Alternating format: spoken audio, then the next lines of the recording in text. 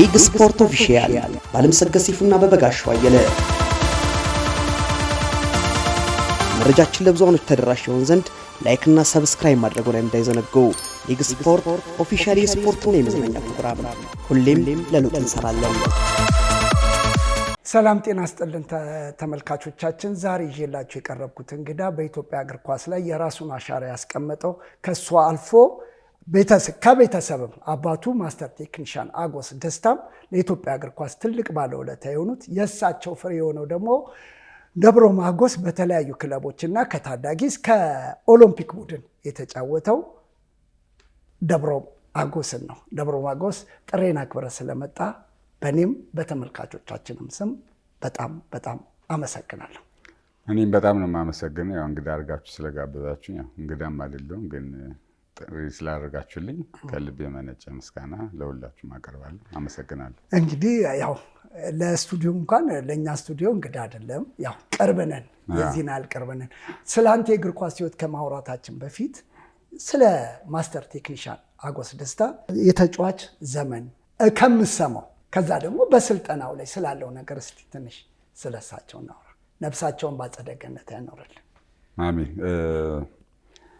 ያው ማስተር ቴክኒሻን አጎስ ደስታ እንግዲህ በተጫዋችነትም በአሰልጣኝነትም ከ35 ዓመት በላይ በኢትዮጵያ እግር ኳስ ውስጥ የራሱን አስተዋጽኦ አድርጓል። ከኢትዮጵያ አየር ኃይል ንብ ከሚባለው እግር ኳስ ክለብ እና በአውሮፕላን ጥገና በማስተር ቴክኒሻንነት በሁለቱም ዘርፍ የኢትዮጵያ አየር ኃይልን እንደ ሌሎቹ ወገኖቹ ጓደኞቹ አገልግሎ አልፏል። ከዛ በላይ ደግሞ በእግር ኳስ ላይ በተለይ በስልጠናው ላይ ከታች ጀምሮ እስከ ብሔራዊ ቡድን ያደረሳቸው በጣም ብዙ ተጫዋቾች አሉ። እንደውም በዚህ አጋጣሚ የእሱን የህይወት ታሪክ መጽሐፍ በምሰራበት ሰዓት እኔም ማላቃቸውም አንዳንድ ብዙ ነገሮችን ማገላበጥ ችያለሁ እና በዚህ ያህል ብዙ አስተዋጽኦ ካለፉ ሰዎች መካከል አንዱ ነው። በጣም የገረመኝ ነገር እንግዲህ አየር ኃይልን ብቻ ከሰፈር ጀምሮ ከታች አንስቶ ከ30 በላይ ኳስ ተጫዋቾችን ለብሔራዊ ቡድን ብቻ አብቅቷል እና ያ በአንድ አየር ኃይል ክለብ ውስጥ በቆየባቸው ዓመታት የሌላ ተች የሌላቸው ብዙም የማይታወቁ ግን ያላቸውን ክህሎት አብቅቶ ኮትኩቶ አሳድጎ ለዚህ ደረጃ ማድረስ በጣም ትልቅ ነው። አይደለም ከ30 በላይ አንድና ሁለት እንኳን ከአንድ አካዳሚ ሲወጡ እንደ ስኬት ነው የሚቆጠረውና በዛ ደረጃ ያለፈ ሰው ነው። ከዛ በመቀጠል ያው መድንንም አግሮንም በአንድ ዓመት ይዞ አሰልጥኗል። መድን እስካሁን ድረስ የሚነገርለትን የአፍሪካ ክለብ ሻምፒዮና ሩብ ፍጻሜ ድረስ የደረሰው ከስዩም አባተ ጋር ሆኖ አንዱም የአጎስ ነው። በመቀጠል ያው በመብራት ኃይል ደረጃ የሰራው ስራ በጣም ትልቅ ስራ ነው። እስካሁን ድረስ የሚነገርለት ነው።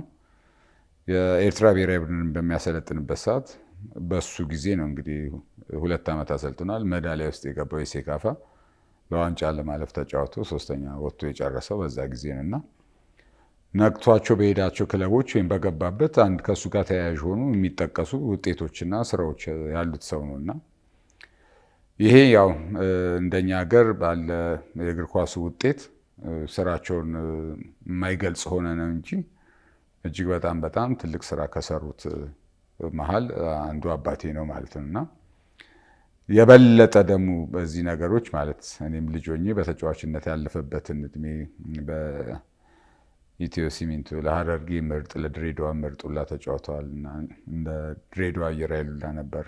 ካፒቴን ነው። ከነሸዋን ግዛው አጎናፍር በጣም ትልቅ ስም ካላቸው ጋራ በአምበልነት የተጫወቱ ናቸው።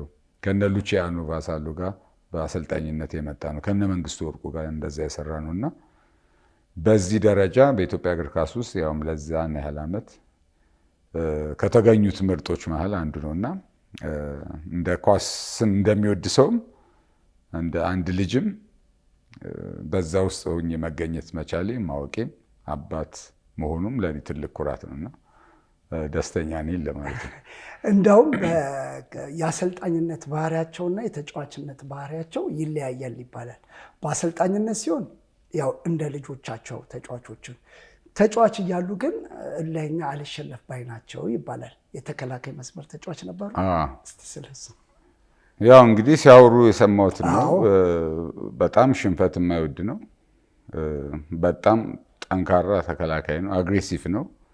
በዚህ አየር ላይ ኳሶች ደግሞ ብልጫ አለው። ከበፊትም ጀምሮ ነው ከትምህርት ቤት ጀምሮ የሚነሳ ሀጉሳ እያል የሚል ቅጽል ስም አለውና ፈጣን ነው። በጣም ጉልበተኛ ነው። በእንደዚህ አይነት ተጫዋችነት ያለፈ ነው። ያም ወደ አሰልጣኝነቱ ሲመጣ ጠቅሞታል የሚል ነገር አለ። በብዛት የሚያዘጋጃቸው ቲሞች ኳሱንም ፍጥነቱንም ጉልበቱንም ቀላቅለው ሙሉ የሆነ ቲም ለማዘጋጀት ጠቅሞታል ይላሉ እና በአሰልጣኝነትም ሲያወሩት በተለይ በኢትዮጵያ አየር ኃይል ላይ እንደ አባት ነው የሚያዩት። በጣም የሚፈሩት አለ። እስከ ዱላ ደረጃ የሚደርስባቸው ተጫዋቾች አሉ። በቃ ትክክለኛ የአባትነት ባህሪ ነው የሚሰጣቸው። ማለት አቀላቅለ ነው አይደል? ሁሉንም ልጅህን መቅጣት ባለብህ ሰዓት ትቀጠዋለህ። እንደየሀገሩ ማለት ምክርም ከሆነ ምክር ነው፣ በዱላም ከሆነ የሚመለሰው በዱላ ነው። በዛ ላይ ወታደር መሆኑንም አትርሳ። እንግዲህ ሁለቱም ስላለ አየር ኃይል ደግሞ ያው ጥብቅ የሆነ ዲሲፕሊን የሆነ ተቋም ነው እና ያ ሁላ ነገር በአሰልጣኝነት ውስጥ የራሱን ቀለም ይዞ እንዲወጣ ረድቶታል ብዬ አስባለሁ። በተጫዋችነቱም ሲያወሩ ሰማው ይህንንና እንደውም በተጫዋችነቱ እያለ የነበረው የቡድን የመምራት ችሎታው የዚህ ቲም ወርክ ላይ ያለው ነገር አግባቡ ምናምን በእርግጠኝነት ትልቅ አሰልጣኝ እንደሚወጣ ያወሩ ነበርና አንዳንድ ያነበብኳቸውም ያዘጋጇቸው የህይወት ታሪኩን መጽሐፍ ሳዘጋጀው እነ ሉቺያኖ እዛ ላይ ወደ አሰልጣኝነት እንዲገባ በጣም ብዙ ቀድሞና የተጫዋችም አሰልጣኝ ነበረ እነሱ ጋር ሆኖ አየር ኃይልም እያለ እና ኦልሬዲ የሚታወቅ ነገር ነበር ማለት ነው። ባህሪው አይተህ ወደፊት እንደዚህ ይመጣል የምትለው አሰልጣኝ ማነው ተጫዋች እንደነበረ ሲነገር እሰማለሁ ማለት ነው። ማስተር ቴክኒሻን ህይወታቸው ካለፈ በኋላ የአየር ኃይልና የአጎስ ቤተሰብ ግንኙነትስ ምን ይመስል ነበር ወይስ ተቋረጠ? አሁን አጎስ ላይም ብቻ አይደለም፣ በአብዛኛው ያው ሰው በህይወቱ እያለ የሚሆነውና ከሞት በኋላ አስታውሰን ዘክረን የሚደረጉ ነገሮች ዛና ያህል አይደሉም። ግን በትልቅነቱ በተለይ በኢትዮጵያ አየር ኃይል ላይ ተጫውተው ያለፉ እሱ ያሰለጠናቸው ማህበር አቋቁመዋል። አሰልጣኝ አጎስ ደስታ መታሰቢያ አለ። ይገናኛሉ፣ በየአመቱ ይከባበራሉና እንደ አባታቸው ነው የሚያዩት። በተለይ ተጫዋቾቹ ያለፉት ከሱ ጋር አየር ኃይል የነበሩት በሙሉ ማህበር አላቸውና በዛ ደረጃ ደስ ይላል። ከዛ በተረፈ ያው እሱ ላይም ብቻ አይደለም፣ በሙሉ የሁላችንም ችግር ነው። በዛ ደረጃ አስታውሰህ የሚመሰገኑበትን ነገሮች ማድረግ፣ ቀጣይ ለሚመጣው ጄኔሬሽን የሆነ መስጠት ሚንስ በጎ ነገሮቹንም ብቻ አይደለም፣ ድክመቶቹም መውጣት መቻል አለባቸው። የሚመጣው ጄኔሬሽን አይቶ የሚማረው ነገር አንድም ከድክመት ነው። ያ እንዴት ያን ቻሌንጅ አለፈ የሚባለው ነገር አስፈላጊ ነው እና ግን የተለመደ ነገር አለ። ያው በህይወት ስትኖር ሰው መሆናችን ሁላ ተረስቶ እንደ ቅዱስ ፍጹም ምንም አይነት ዊክነስ እንደሌለን ነው በብዛት ህይወት ታሪክ የሚገለጸው እና በዛ ደረጃ መቅረብ የለበትም። ያው አስተማሪ በሆነ ነገር ቀጣይ መሆን አለበት፣ ምስጋናውም እንደዛ መሆን አለበት እና ያ እንደተጠበቀው በሚጠበቀው ነገር ልክ አይደለም።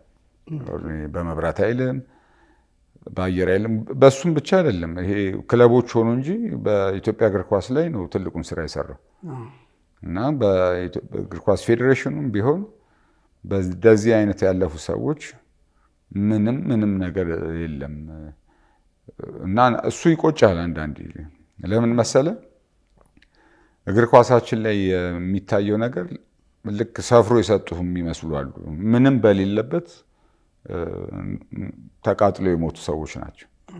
የራሳቸውን ነገር በተጫዋችነትም ያለፉት በአሰልጣኝነትም ምንም ነገር የለም ማለት የኢትዮጵያ እግር ኳስ ለምን ውጤት አልመጣም ብለህ ልጠይቅበት የምችልበት ምንም ነገር የለም እና በዚህ ውስጥ ያለፉ ሰዎችን ለዛ ለደረሰው ነገር ጠብቀው ማቆየታቸው ራሱ ትልቅ ነገር ነው እና ምስጋናም ሲያንስ ነው ማለት ነው። እንደው በልጅም ሆነ ቢሆን አሸንፎ ሲገባ እና ተሸንፎ ሲገባ አሰልጣኝ ወይም ማስተር ቴክኒሻን አጎስ ደስታ ስሜቱ ቤት ውስጥ ያለው ስሜት ከእህቶች ከአንተ ከእናተ ምን አይነት ስሜት ነው ያለው? አሸንፎና ብዙ ያን ልታገኘው አትችልም። ምክንያቱም አየር ኃይል ነበረ፣ ደብረ ዘይት ነው የሚመጣው። ያሽንፈቱ ምናምን በዛ ደረጃ የሚገልጹ ነገሮች አታይም። ከሁሉም ግን በይበልጥ እኔ ነኝ የማገኘው ማለት ነው። ያው ስቴዲየም እመጣለሁ፣ እገባለሁ። ከጨዋታው በኋላ ያለውና ከጨዋታው በፊት ሽንፈት ላይ አንዳንድ ፊቱን ማላይበት አለ። የትራንስፖርትም ትቀባበላለህ ምናምን፣ ካሸነፈ ከፍ ይላል እና አንዳንዴ እንዲያሸንፍ የምትፈልገው ፖኬት የሚገባውን ነገር ይዘህ ለመውጣት ነው እና ከተሸነፈ ቁጡ ነው እንዳልኩ፣ ከልቡ ነው ሁሉን ነገር የሚሰራውና ፊቱ ላይ ታየዋለህ ሁሉም። እና በብዛት ስቴዲየም ነው የማየው፣ አይወጣለትም ብዙ ነገርና ሁሉም ላይ ነበረ። እኔ አሁን የሚገርም የእሱ ብቻ አይደለም እና ያ የነበረው የእውነትም ከልባቸው ነው። አሁን ለምሳሌ አውቃቸዋለሁ፣ ወርቁ ደርገባ የነበረው ስሜት፣ ስዩም አባተ፣ አስራት ኃይሌ፣ ነጋዛይ ማን ያዘዋል፣ በቅርብ እነ መንግስቱ ወርቁ ደርሽባቸዋለሁ እና ምን ያህል ፓሽን እንደነበራቸው ለዛ አይነት ነገር የምታይባቸው ናቸው እና አለ ይታያል፣ ግልጽ ነገር ነው። በእሳቸው የአሰልጣኝነት ዘመን የተለየ ቡድን የሚሆነው አየር ኃይል በማታ ጨዋታ ላይ ወይ ከጊዮርጊስ ወይ ከቡና ጋር በሚያደርጉት ጨዋታ የሆነ ነገር ተወግተው ነው የሚመጡት። የሚይዛቸው ነገር የለም ይባላል። ይሄ ነገር የሚገርም እኔ አሁን ይሄ ብዙ ሲወራ ትሰማለህ ከሱ ምናምን እና ይሄ ነገር ጥያቄ ቀርቦለት ነበር። እንደውም አሁን እንደነገርኩ የህይወት ታሪክን በማዘጋጅበት ሰዓት መርሃ ስፖርት የሚል አንድ ጋዜጣ ነበርና እሱን አስቀምጬው ነበር። ድሮ ነው። እሱ ላይ ምን ይላል መሰለ፣ እኛ ለጊዮርጊስ የተለየ ዝግጅት አናደርግም፣ ግን ጊዮርጊስ የሚታወቁ ተጫዋቾች፣ የሚታወቅ ታክቲክ፣ የማይቀየር ያለ ቡድን ነው እና ግልጽ ነው ለኛ ምን ይዘን መግባት እንዳለብን፣ በምን በኩል ልናሸንፍ እንደምንችል ተጫዋቾቹ እናውቃቸዋለን፣ ባህሪያቸውን እናውቃለን፣ ጠንካራና ደካማ ጎናቸውን የበለጠ እናውቃቸዋለን። ለዛ ነው እንጂ የተለየ ዝግጅት አናደርግም ይላል። ግን በቃ ኦልሬዲ ተሳስሯል ያ ነገር። በልጅነት አስታውሷል ያ ሜዳውን ሲወሩት ሲሮጡ ወደዛ ብትንትን ሲሉ እስካሁን የሚቀረጽ ነገር አለና እውነት ያ የነበረው ፉትቦል በዛ ዘመን ያ ነበር ትላለህ እኮ። አሁንም ድረስ እያየ ስትመጣ ብቃቱ፣ ሩጫው በቃ 90 ደቂቃ ውስጥ ስንት የጎል ሙከራ እንደሚሞከር፣ ታክሉ፣ ስፒዱ፣ ፓሱ ሙሉ ቲም ነበርና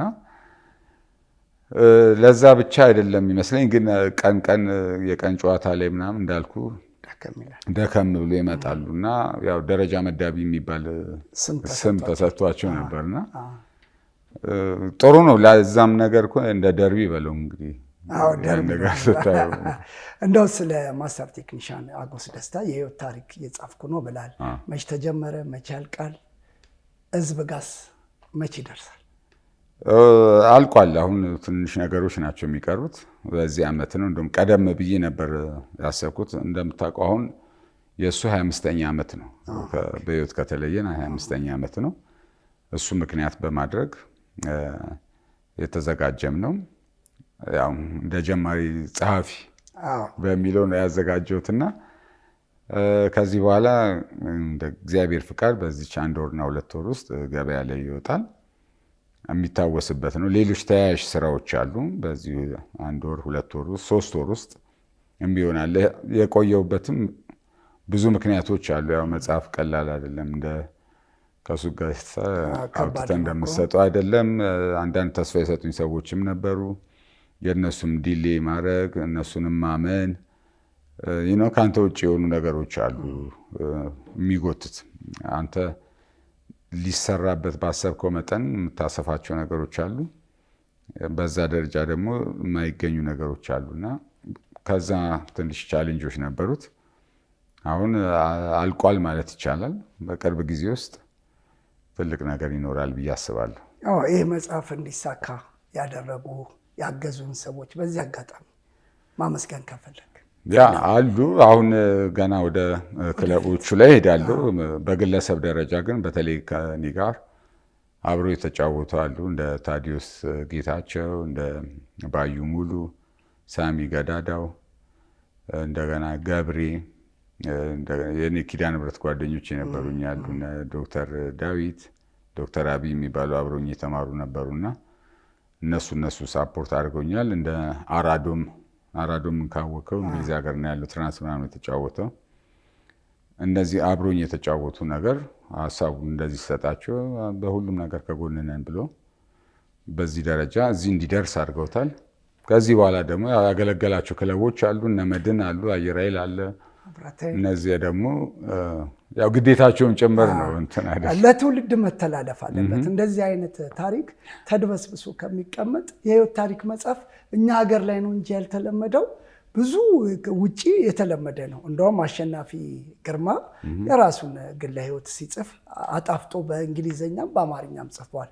ወደፊት የማስተር ቴክኒሻን አጎስ ደስታ መጽሐፍ በተለየ መልኩ እናገኘዋለን ብዬ አዎ ማለት መሆንም ግድ ነው። ለምን መሰለ አሁን በዚህ ዘመን ላይ የምስል ልታገኝ ትችላለህ፣ የተጻፉም ነገሮች ልታገኝ ትችላለህ።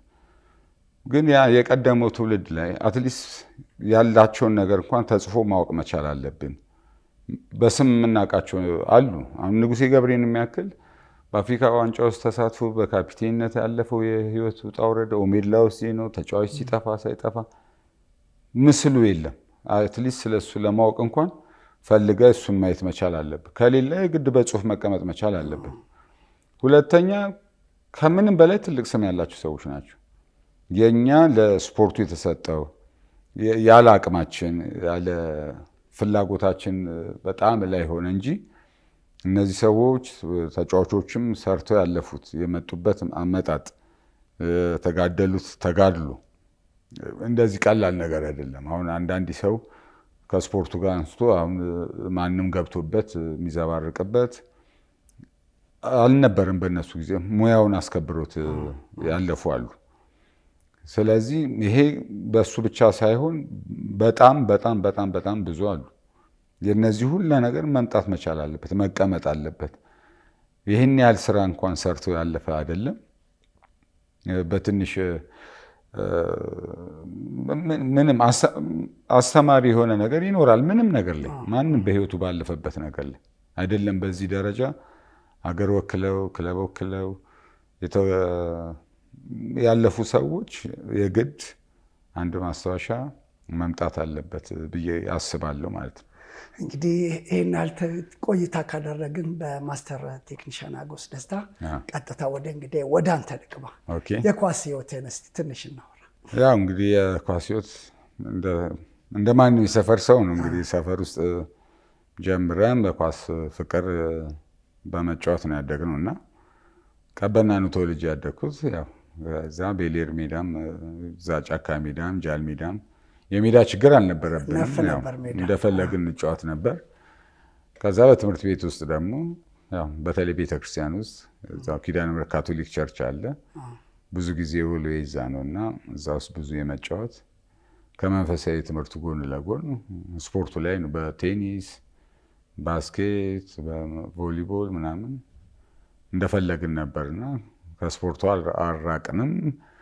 ከዛ ነው እንግዲህ አዳሪ ትምህርት ቤት ከገባሁ በኋላ ካቶሊክ ማይነር ሴሚናሪ ይባላል። ከዛ ከወጣሁ በኋላ ሰፈር ተጫወትኩኝ። አጋጣሚ ቀበና ናዳ የሚባል ቲም የሰፈር ቲም ነው። ከዛ ነው የሚጀምረው እንግዲህ ቀበና ናዳ ተጫወቱ። ከዛ ኦሜላ፣ አየር መንገድ፣ ሲናቢ ሳያገኘክ ነው ቀጥታ ዋናው ቲም የገባው? አዎ ሲናቢ አልሞከርኩም። ያው ልሞክር ነበረ ሄድኩኝ። የኢትዮጵያ አየር መንገድ በቃ አልወጣም ነበር ከግቢ። ያው የቤተክርስቲያንና የሚፈቀድልን የነበረው ማለት ነው። የት ሄዶ እንደሚሞከር ራሱ አላውቅም። አዳሪ ትምህርት ቤት ስለነበር ማለት ነው። በቃ እኔ አንደኛ ተጫዋች ነኝ በቃ ላከኝ ምናምን እለዋለሁ። የኔ ጌታ አሰልጣኙ ለራሱ ሲል ነው የሚይዝ። የአጎስ ልጅ ስለሆንክ አይዝም፣ በራሴ ይቀጥል የፋዘር መልስ። በቃ አልኩኝ። ቢ ተላኩኝ ማለት አየር መንገድ። ያኔን አብይ ነበሩ አየር መንገድ ጥሩ ሲ ኦር ቢ ነው። የኮን ትሬኒንግ አላቀልም በኮን ምናምን ሰርቶ ግልብጡጥ ነው ወጣሁት ማለት ከየት የመጣ ነው ደግሞ ምናምን ተባለ። ወጣሁ ተውኩት። በቃ እኔ ሰፈር ጀመርኩ። ከዛ ንጉሴ ገብሬ ያው ለእኔ ህይወት መጀመሪያ ከሰፈር ጨዋታ ላይ ነው እንግዲህ አይቶኝ ቆይቶ ያን ቀይ ልጅ እስቲ ጥሩት ምናምን ተብዬ ኦሜላ ሞክሬ ያው ከኦሜላ ጀመርኩ። ግማሽ ዓመት ማለት ነው አጀማመሪ ይሄ ነው። ከኦሜላ አየር መንገድ ጊዮርጊስ ነው ወይስ? ከኦሜላ በኋላ ንጉሴ ገብሬ ወደ መድን ሲሄድ ከመንግስቱ ወርቁ ጋር መምጣት አለብህ አለኝ። መንግስቱ ወርቁ ጋር በህይወቴ ለመጀመሪያ ጊዜ ያገኘሁት መንግስቱ ወርቁን እሱ ነው። በአካል ላበላቦኛል። በነገራችን ላይ ስላገኘ በጣም የሚያወራው እስካሁን ይታየኛል። እንደዚህ ስክሪፕቱ ይዘዋል። ፊቱ መነጽሩ ምናምን ከባድ ሰው ነው መንግስቱ ወርቁ። ስሙ ራሱ ከባድ ነው። እና ኳስ በጀመርኩ በ6 ወሬ በመንግስቱ ወርቁ ተፈልጌ አንድ ቴብል ላይ መገኘት ምንም ጥያቄ የለው። ከዛ እሱ አልተሳካም። ከዛ ሳሚትም ነበር ተስፋ የፈጠነ ደግሞ ሳሚት ሊይዘው ነበር። ኦሜላ በጣም ይወደኝ ነበር፣ ያሰራኝ ነበር በግልና ቀድሞ ስሜን ስለነገረ ጠየቁኝ። ያኔ ሀጎስን አማከርኩት ማለት ነው። ሳሚት ልግባ። ሳሚ 3600 ብሎኛል የ2 ወር። መድን 1000 ብር ነው። እንዲህ ስለው ወደዚህ ስለ ገንዘብ እንዳታስባል ሂድ መንግስቱ ጋር መንግስቱ ይቀይርሃል አለ። እንዳለውም ሄድኩኝ። ዝግጅት ሰራው። እሱ የሰራውት ዝግጅት በጣም ጠቀመኝ። በአመቱ ታዳጊ ቡድን ተመረጥኩ፣ ብሔራዊ ቡድን ማለት ነው። ከዛ ደግሞ ታላቅ ሰው ስዩም አባታ አየር መንገድ እዛው ጀመርኩኝ ማለት ነው 92 ላይ ዝግጅት መንግስቱ ወርቁ አሰራኝ፣ ተቀበለኝ። ስዩም ደግሞ አሰማመረው ማለት ነው። ወዲያው ታዳጊ ብሔራዊ ቡድን ያን አመት ተመረጥኩኝ ማለት ነው። በዛ ጀመርን ማለት ነው። ከዛ የስዩም ቡና ሲመጣ አብረህ መጣ ወይስ? ያኔ ስዩም አየር መንገድ ቡና ሲመጣ የትም እንዳትሄድ ቡና ነው የምትመጣው አለኝ። ከዛ ተስፋውን ኮልን እዛ አስፈረመው። አየር መንገድ እስከ ፋይናል ሄደን ነበር ካስታውስ። በጣም የሚገርም ቲም ነበር የሰራው። ዳዊት ገዳዳው ነበር፣ ዳዊት ካሳው፣ ይዞፒዮ ነበር፣ ይሁኔ፣ ቾምቤን። በቃ ሀጎስ 93 እነ ተክሊን እነ ስምኦን አባይን አምጥቶ የሰራው ቲም። ስዩም ደግሞ 92 ይዞፒዮን ከኤልፓ፣ ይሁኔን ከባንክ፣ ቾምቤን ዲፌንስ ላይ ከባንክ፣ ኢንተሎም ነበረች። ከዛ ገዳዳው አለ የተመረጥነው አሁን ለናሽናል ቲም እኔ፣ ገዳዳው፣ አዲስ ታምራት ዲንቃ ምትባላለች እና አስናቀ ነበሩ። የሚገርም ቲም ነበር። እና ያኔ እንዳትሄዳለኝ ቡና እሺ አልኩት። ጠበቅኩት፣ አልደወለልኝም፣ አልጠራኝ። ቡና ደግሞ ከባድ ነው እስቲ ምናምን ቢፈልግ ይጠራኝ ነበር አልኩኝ። ከዛ ጉና ፈረምኩኝ። አብርሃም ተክለ ሃይማኖት አናገረኝ። አብርሃም መብራቱ ምን ያህል አንድ መጣ አናገረኝ። ግን ያው ፕሪሚየር ሊግ መጫወት ፈለግኩ። ከዛ ሲጠረኝ ስትቆይብኝ እኮ ፈረምኩ ጉና። ምንድነው ጥድፍ የሚያደርግ ምናምን አለ። በል በዚሁ ነገር የምትቀጥል ከሆነ እሺ ችግር የለም፣ ይሄን አመት ስራ፣ በሚቀጥለው እዚህ ነው ወደዚህ ወደዛ እንዳትላል። የሚገርም ሁለተኛው ዙር ቡና ከጉና አዲስ አበባ ስቴዲየም ነበር 1-0 ስናሸንፍ እኔ ነኝ ያገባሁት ቡና ላይ እና ጥሩ ነበርኩኝ። ወዲያው ስወጣ እንደዚህ ይዞኝ መጣ። ወዴትም እንዳትል እዚህ ነው የምትገባው። ያው ስዩም ብዙ ነገር ይሰራን ነው። የዛን ሰዓት በነፃ ገባው እንደገና ቡና ማለት ነው። ባንክ ደግሞ 10,000 ብር እያለኝ የፊርማ። ከዛ ስዩምን ሄጄ ጋሽ ስዩም ባንክ 10,000 ብር እያለኝ ነው፣ እዚህ ደግሞ ምንም ነገር የለም። ያው አንተ የሆነ ነገር አንተ ሰውዬ ያማል ገና በዚህ እድሜ ብር ምናምን ትላለህ እንዴ? ስማ እንዳለ እዚህ አሁን 30,000 ምናምን የሚሉትን በሙሉ እኔ ነኝ ጠርቤ ያስተካክላችሁ። የሚቀጥለው አመት 30,000 ብር ነው የምትበላው አንተ፣ ዝም ብለህ ፈርማል ካልክ እንግዲህ ያው በደሞዝ ዝም ብዬ ገባው ማለት ነው። ኦኬ። ከዛ ስዩም ብዙ አልቆየም። 94 ጀመረ። ቲሙን አዘጋጀው። አዳዲስ ልጆች ነን። ወጥተው ነበር ቴዲ ባሪያው፣ ካሳይ፣ አሸናፊ ብዙዎቹ ወጥተዋል እና ትንሽ እየተበላሸ መጣ። ከዛ ካሳይን መለሰው መድን ለመጀመሪያ ጊዜ ከካሳዬ ጋር አብረን ተጫወተን ማለት ነው። ያው የጊዮርጊስ ቀን ደርቢ። ከዛ አንድ 5-6 ጨዋታ ሲቀር 94 ስዩም ወጣ። ካሳዬ ደግሞ ከዛ ጀምሮ ያዘው ማለት ነው።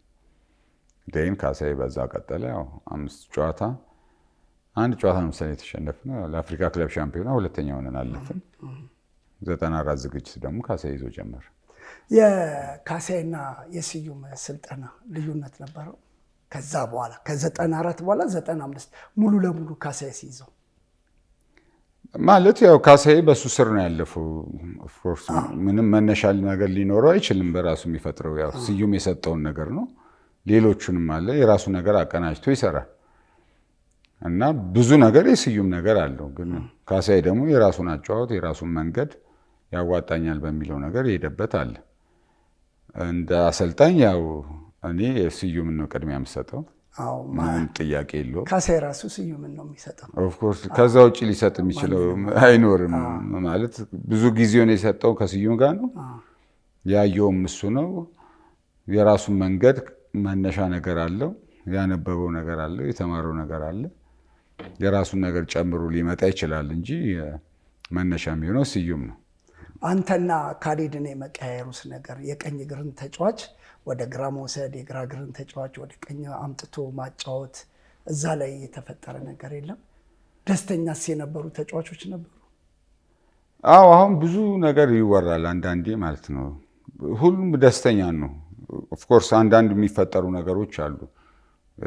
ካሳዬም ያው በጊዜ ሂደቶች ውስጥ ስልጠና ነው። ዛሬ የነበርከውን ዛሬ ላይ ነው፣ ነገ አትሆንም፣ እያሻሻልክ ትሄዳለህ። ግን እኔና ካሊድን የቀያየረበት ምክንያት ካሊድ በጣም ኢፌክቲቭ የሆነ ክሮሷን ታውቀዋለህ።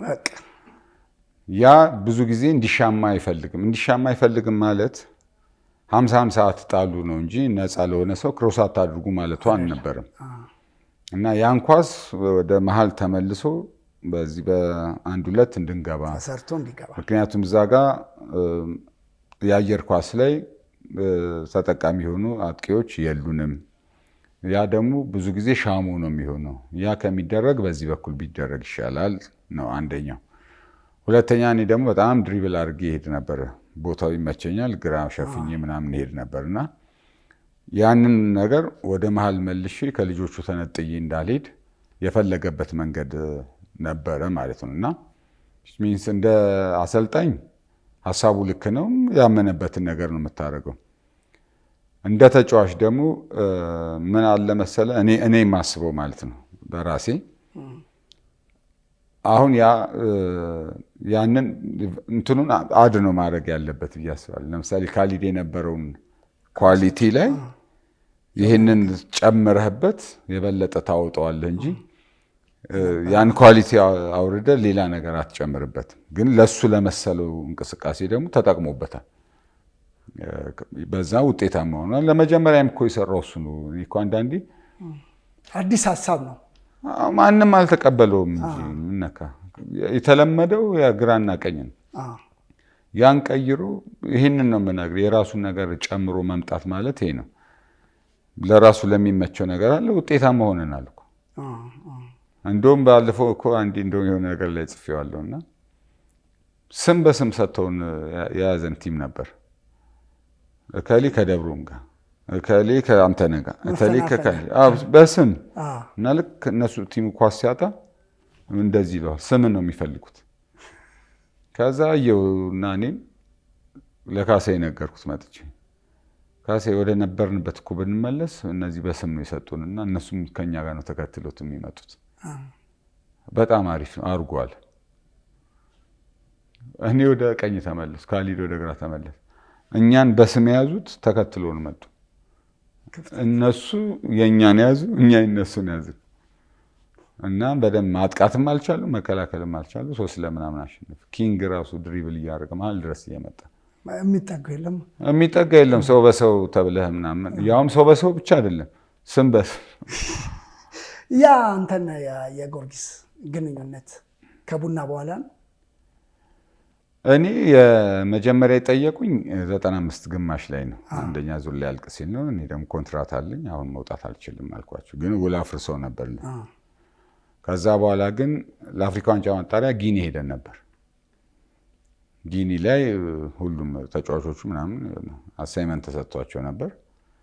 እኔ ጋር ተነጋገርን፣ ጨረስን። እዚህ እንደመጣው እኔም ቡና መቀጠል አልፈለኩም ነበር፣ ግን ስላልተነጋገርን ነው የሚገርም።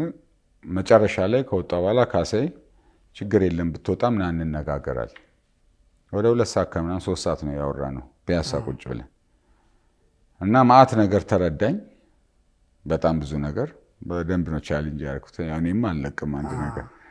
ካሳይም ካሳይ ነው። በጣም ብዙ ነገር ተግባባን ማለት ነው። እና ያ ውሳኔ ትንሽ ፊል ያደረኩት መጀመሪያ ይሄ ነገር ቢሆን፣ ምክንያቱም አንዳንድ ቲም ላይ የሚረብሽ ነገር አለ። አሁን እኔ እዛ ውስጥ 100% ያቅሜን ነበር የምሰጠው እና ድል ሲመጣ በዛ ባረከው ነገር ውስጥ የሚያስታውስም የሚያመሰግንም የለም። ሽንፈት ሲመጣ አንተን ይሏል። የካሳይን ጨዋታ ስላልፈለጉ ምናምን ማን ምን እንዳላቸው እንጂ እና ርብሽብሽብሽ ያደርጋል። በቃ ምንድን ነኝ ትላለህ። አሁን እዛ ቲም ውስጥ የኔ አስተዋጽኦ ምንድን ነው ትላለህ። ስለዚህ ስራህን ነው የምትሰራው እና ያ ነገር ለምንድን ነው በዚህ ነገር ለምሳሌ የካሳይ አስተሳሰብ እኔ ሆኜ አላቅም። 100% ነው የምናገር። እንደ ኮች ማላምንባቸው ነገሮች አለኝ ተጫዋች ሆኜ በቃ ግን አሰልጣኝ ነው እሱ የሰጠኝ ሚሽን ግን 100% ፈጽማለሁ። ያለኝን አደርጋለሁ ከምችለው በላይ ማለት ነው። ግን እንዲህ ቢሆን ደግሞ ብዬ ማሰባቸው ነገሮች አሉ። ለራሱም እነግረዋለሁ እና እንደዚህ ከሆነ ይሄ ከሆነ ለምን ካሳይ ሙሉ ለሙሉ ባመንባቸው ልጆች አሜን አሜን ብለው የሚቀበል ደጋፊ ማለት እዚህ ቲም ውስጥ የካሳይን ሀሳብ ከሊ ይቃወማል ከሊ ይደግፋል ምናምን ሰበብ ምንም ሳይበዛ የሥራ ነፃነቱን ይዞ እውነት ለኢትዮጵያ እግር ኳስ የሚጠቅም ከሆነ ይስራና ከዛ በጣም ከጠቀመ ደግሞ ማንም ይከተለዋል ጥሩ ነገር የሚል ሀሳብ ነው ያለኝና ለቅቄ ብወጣ አሳልኩኝ። ግን መጨረሻ ካሳይ ጋር ስንነጋገር ብዙ ነገር ተረዳኝ። እኔንም እሱ ያለበትንም ክፍተት አወቀ። በዚህ ደረጃ በጣም ትልቅ ሰው ነው ማለት ነው። ካሳይ በመነጋገር ውስጥ የሚያምን ሰው ያምና በንግግር ያምናል። ግን ሀሳቦቻውን በስልጠና ላይ አዳዲስ ሀሳቦች መምጣት ለእግር ኳሱ ለውጥ አያመጣም ብለታ? እኔ በጣም ያመጣል ነው የምለው እኮ ማለት ማሰብ በራሱ እኮ አንድ ነገር ነው። ያንን እኮ የማያረጉ ማለት አሉ። በቃ ኮፒ ፔስት በተሰጠ ነገር ላይ ሁሌ አንድ አይነት በዛው የምትሄድ አለ እና ያ አሪፍ ነገር ነው። ስህተቶች አሉ። ስህተቶቹ እየተቀየሩ ይመጣሉ። በዛም ያህል እንደዛም ግሩፕ እያዝ አልነበረበትም። ሁለተኛ በእነሱም በኩል ደግሞ ብዙ ነገር ያሳጣም አለ። ለምሳሌ አገላለጹ ልክ አይደለም።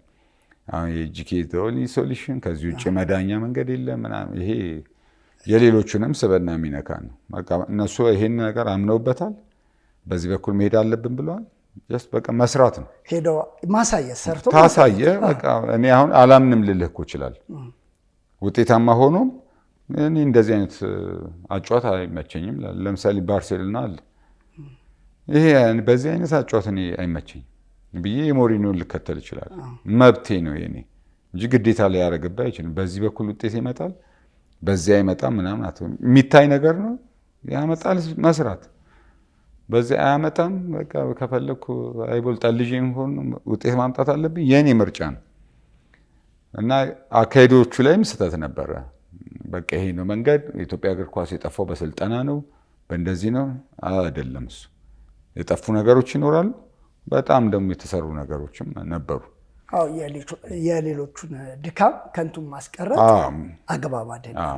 የተሻለ ነገር አለኝ ከተባለ አሳይተን ማሳመን ነው። ተመልካችም ቆሞ እንዲያጨበጭብ ማድረግ ነው እንጂ ሌሎቹን ማንቋሸሽ ልክ ነው ብለን እኔም አላምንም።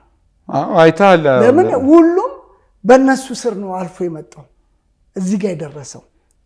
ለምን መሰለ እንዴ እነ መድን የሚጫወቱ ጨዋታ ምን ከዚህ የተለየ ነገር አለ እንዴ? እነ ኤልፓ የነበረው አየር ኃይል ሲጫወት የነበረው ጊዮርጊስ ሲጫወት ቡና ሲጫወት የነበረው እኮ ይሄ ነው።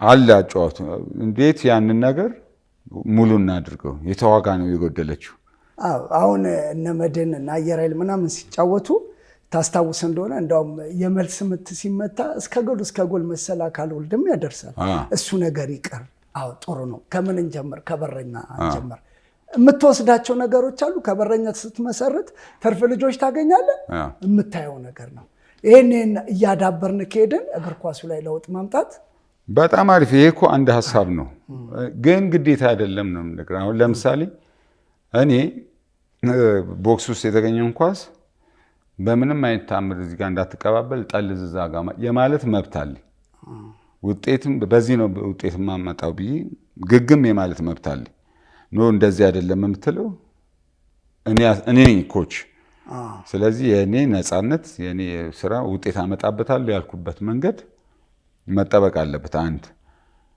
የምትጠየቀው በሱ ውጤት ካላመጣ እሱ በነገረክ መንገድ ካልሄድክ ስለዚህ በዚህ ነው ውጤት እንዲኮ ብናረግ እንደዚህ ውጤት ይመጣል ካልክ ደግሞ ይሄንን ደግሞ ማየት አለብን ሌትስቲ እንየው አሁን አሪፍ ሐሳብ አይደል ማየት ምን ችግር አለ እንጂ ካሳ ያመጣው ሐሳብ ጠላት የነከሌ ጽድቅ እሱ ምናምን እንደዛ አይደለምና አለመፍራት ነው አዲስ ሐሳብ አለመፍራት ነው አንዶም አዲስ ሐሳብ እኮ ተጀመረና 95ም የተሻለ ውጤት እየተጫወታችሁ አምጥታችኋል አብዛኛው ክለቦች የእናንተ ቅድም ገልጸዋል በስም ሁሉ መያዝ ተጀምሮ ነበር ሁሉም አሰልጣኞች ይሄንን ቡድን ማሸነፍ የምንችለው ማርክ ስናደርጋቸው እንዳይጀምሩ ስናደርግ ነው ያ ደግሞ ሌላ ሐሳብ እንድትወልድ ስለሚያደርግ ጥሩ ነው በእንደዚህ አይነት ሐሳብ ላይ ተጨማሪ ሐሳቦች ሲደራረቡ ለውጥ ይመጣል ከሚሉት ወገን ነኝ ምንም ጥያቄ እኮ የለም አሁን ምን አለ መሰለህ አሁን ካሳይ አሁን ባለፈውም ሲሰጥ የነበሩ ኢንተርቪዎች ሰምቻለሁና እኔ ያንን ነገር በደንብ አይቼዋለሁ ለምንድን ነው 95 ዋንጫ ያልበላ ነው የሚል ጥሎ ማለፍ በልተናል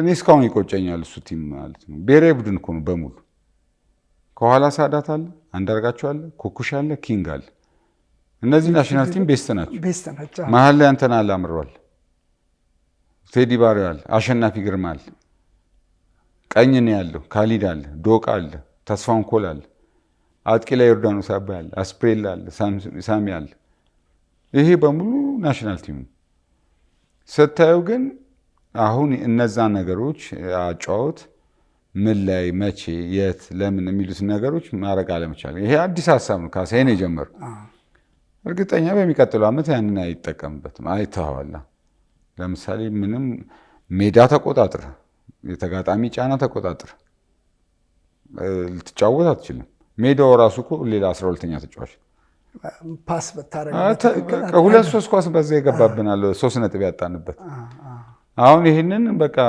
ተባጥሰን መውጣት ያለብን ግድ ለዋንጫ ነው የምትሄደው ተባጥሰለ ያን አጫውተን ትተዋል ለአንድ ቀን ነው የምታደርገው ለአንድ 90 ደቂቃ 3 ነጥብ ይዘህ ትመጣለህ በሚቀጥለው ዓመት ብሩም ሲመጣ እድገቱም ሲመጣ ሜዳው ይስተካከላል ያን ታደርጋለህ እንደዛ አስባለሁ ማለት ቤንች የሚሆኑ ልጆች ብዙ ጊዜ ከካሳይ ጋር አይግባቡም ይባላል በተለይ አስፕሪላ